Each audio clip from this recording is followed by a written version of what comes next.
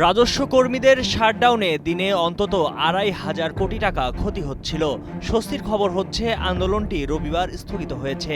আজ থেকে স্বাভাবিক কার্যক্রমে ফিরেছে এনবিআর সংশ্লিষ্ট প্রতিষ্ঠানগুলো।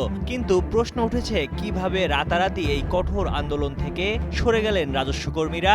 অনেকেই বলছেন এক্ষেত্রে সরকারের চাপ কাজে লেগেছে, যদিও দুদক ও সরকার জানিয়েছে এখানে সরকারের কোনো হস্তক্ষেপ নেই। আন্দোলনরত এনবিআর কর্মকর্তাদের কিছুতেই কাজে ফেরাতে না পেরে রবিবার কঠোর অবস্থানে যায় সরকার।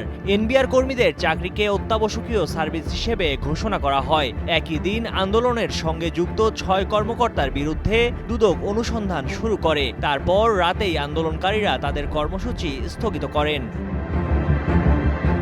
অতীতেও দেখা গেছে চাপ প্রয়োগে সরকার দুদককে হাতিয়ার হিসেবে ব্যবহার করছে। এনবিআরের আন্দোলনের মধ্যে ৬ কর্মকর্তার বিরুদ্ধে তদন্ত কি আগের সরকারের ধারাবাহিকতায় করা হয়েছে?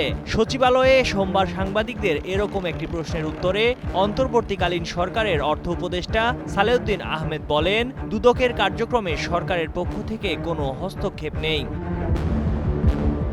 অর্থ উপদেষ্টা বলেন, প্রথমত আমি দুদক সম্পর্কে কোনো উত্তর দেব না। ওদের আলাদা টার্মস অফ কন্ডিশন আছে, ওটা দরকার হলে তাদের আলাদাভাবে জিজ্ঞাসা করবেন। তবে এটা নিশ্চিত সরকার থেকে এখন কোনো ধরনের হস্তক্ষেপ করা হয় না। সেই সঙ্গে তিনি এনবিআরের কর্মকর্তা ও কর্মচারীদের স্মরণ করিয়ে দেন, you are paid by the government. Dudok বলছে, এনবিআরের কয়েকজন কর্মকর্তার সম্পদ অনুসন্ধানে নামা তাদের চলমান প্রক্রিয়ার অংশ।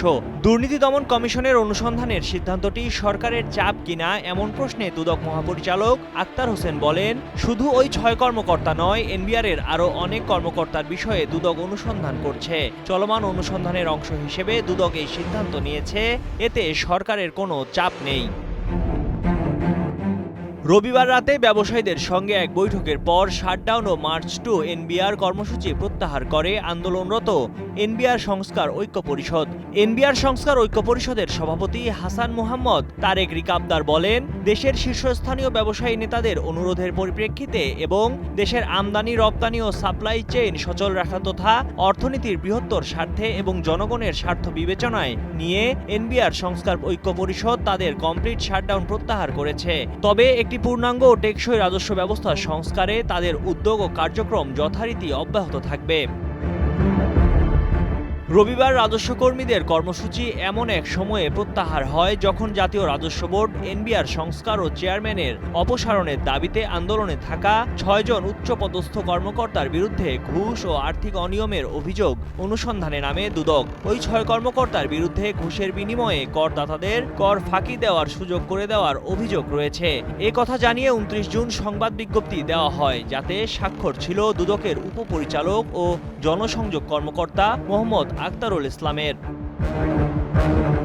এ বিষয়ে দুদক মহাপরিচালক আক্তার হোসেন বলেন, তাদের বিরুদ্ধে দুর্নীতি ও স্বজনপ্রীতির মাধ্যমে অবৈধ সম্পদ অর্জনের অভিযোগ রয়েছে। বিগত বছরগুলোয় তারা বিভিন্ন শিল্পপতি ও ব্যবসায়ীদের কর ফাঁকির সুযোগ করে দিয়েছেন। এর ফলে রাষ্ট্রের হাজার হাজার কোটি টাকা ক্ষতি হয়েছে। নেটিজেনরা বলছেন, দুর্নীতির বিরুদ্ধে দুদকের এই অনুসন্ধান যেন চলমান থাকে।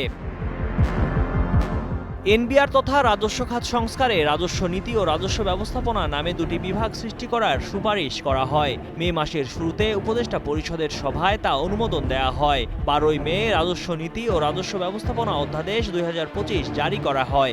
এরপর থেকেই আন্দোলনে নামেন এনবিআর কর্মকর্তা ও কর্মচারীরা। সব শেষ ২২ জুন থেকে টানা ৫ দিন কলম বিরতি ও অবস্থান ধর্মঘট সহ নানা কর্মসূচি পালন করেন আন্দোলনকারীরা, যা ২৯ জুন রাতে প্রত্যাহার করা হয়। এদিকে সবকিছু ভুলে গিয়ে দেশের স্বার্থে এনবিআর কর্মকর্তা কর্মচারীদের কাজ করার আহ্বান জানিয়েছেন চেয়ারম্যান আব্দুর রহমান খান। একই সঙ্গে ভবিষ্যতে এনবিআরকে আর এমন সংকটপূর্ণ পরিস্থিতির মুখোমুখি হতে হবে না বলে আশা প্রকাশ করেন তিনি। ময়ূখ ইসলাম, কালের কণ্ঠ ডেস্ক।